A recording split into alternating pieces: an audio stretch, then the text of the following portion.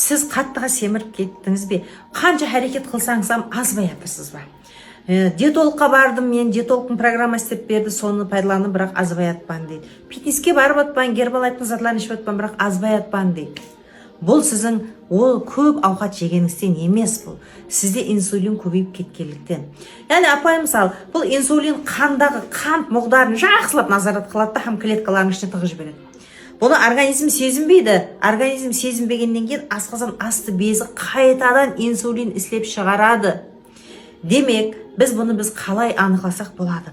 Яғни біз ауқатланып болғаннан кейін қатты ұйқы тарта беру, мысалы, ауқатланып болғаннан 1-2 сағаттан кейін және аш болғандай сезім пайда болу, кейін мазалыға өш болу, хәлсізлену, шаршау, осылардың әммесі организмге инсулин көбейіп кеткен. Бұндай жағдайларда организмге глюкоза кірмейді.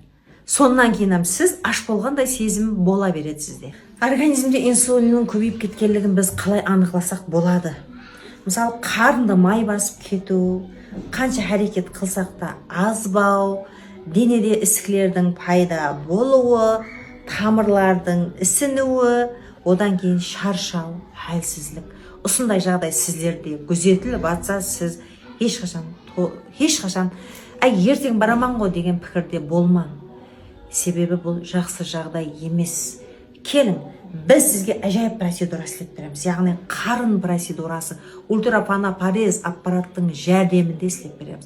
Бұл тек қана организмде қарынның майларын кетіру үшін емес, ішектегі аязларды, ішектегі желілерді, қуықтағы аязларды, маткідегі аязларды да қосып демлейді.